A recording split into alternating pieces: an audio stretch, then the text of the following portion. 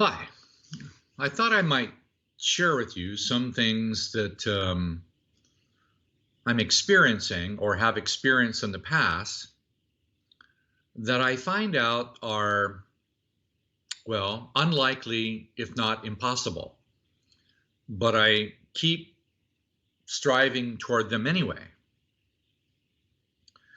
For many years, I've considered the opportunity or the ability to open myself up to increasing levels of consciousness to be related to the social dynamic that we might call humility.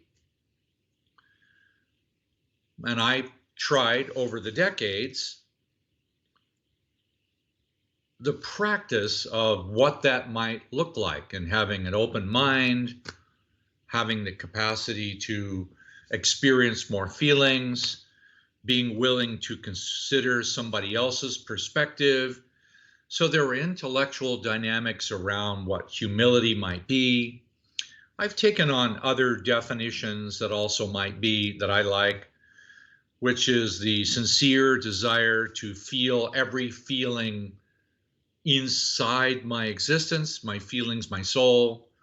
It's the ability to keep opening, the sincere desire to feel more.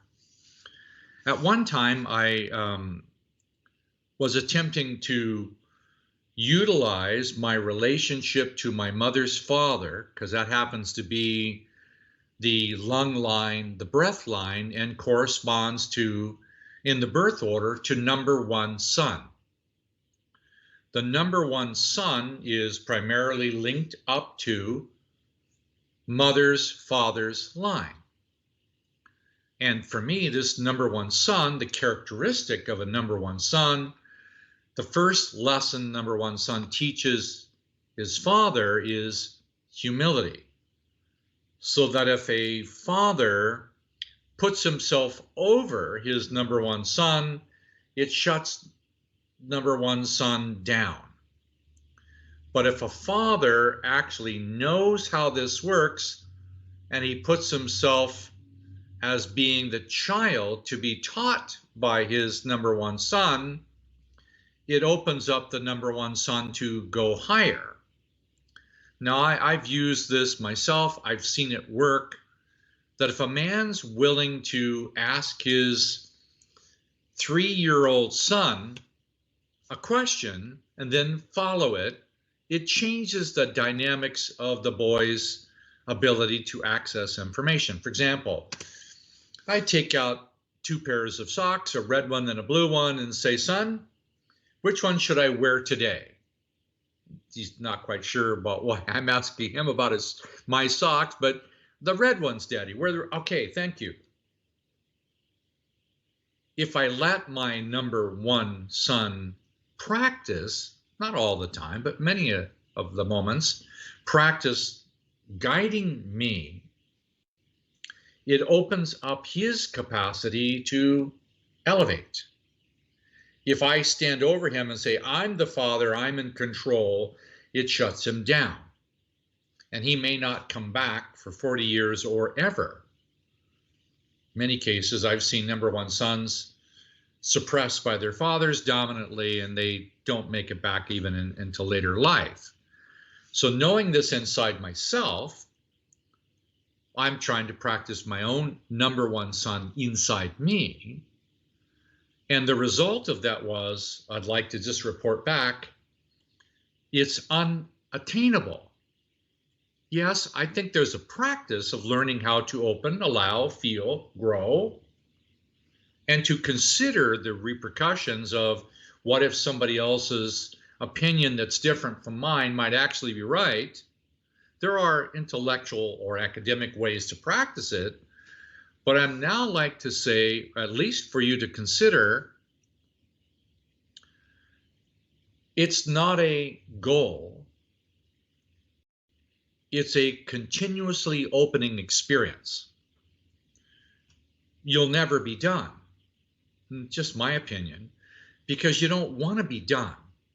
because every capacity to open the ability to feel and receive inspiration is like a flower blooming, and you want the blooming to continue for a very long time, like maybe forever.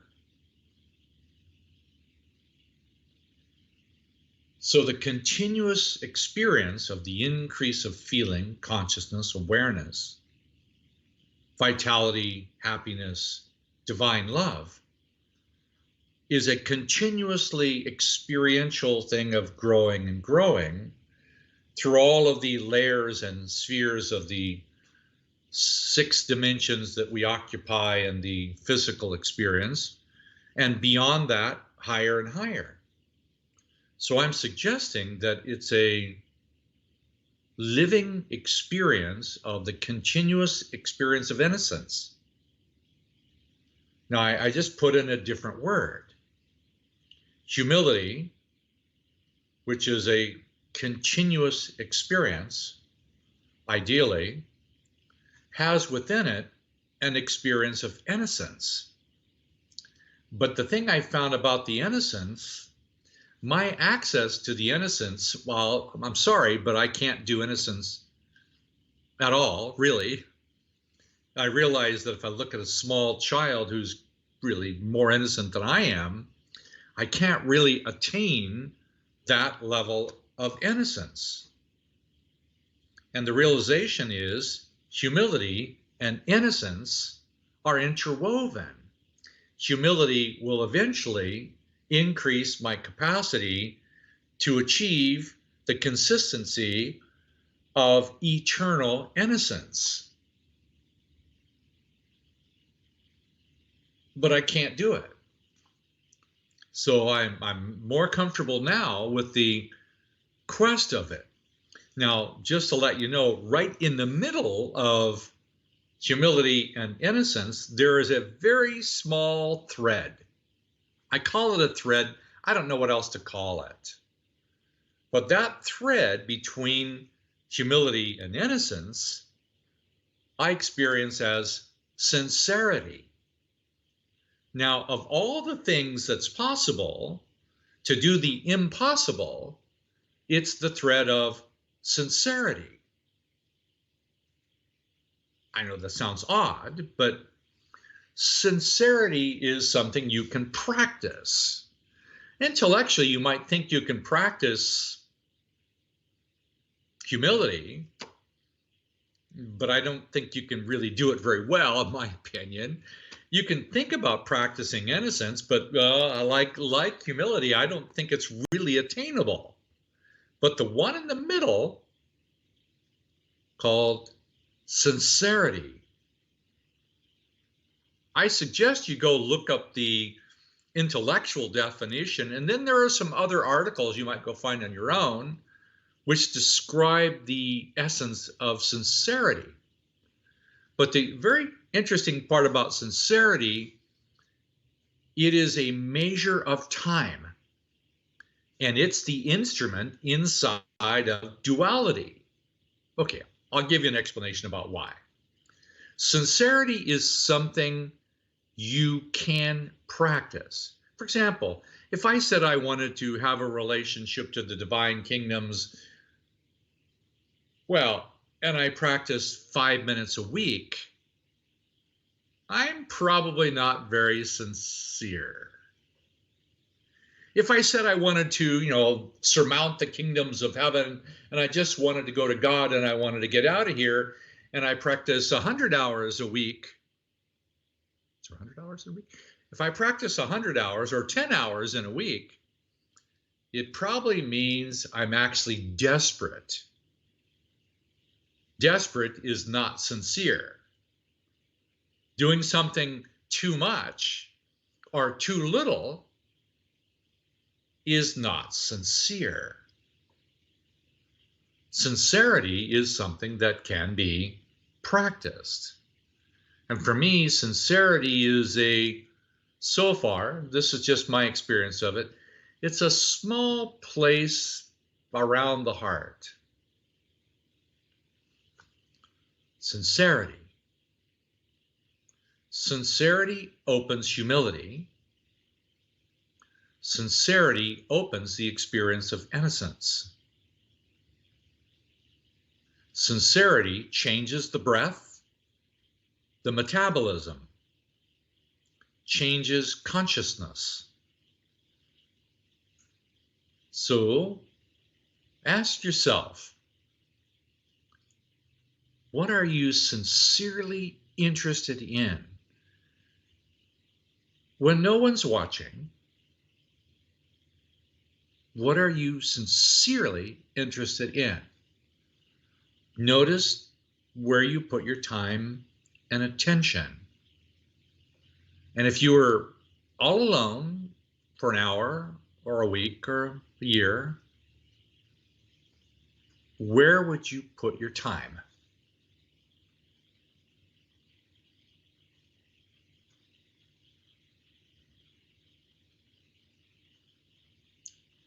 With some humility, you might consider that.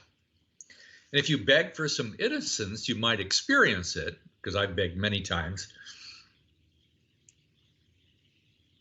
Sincerity is the primary instrument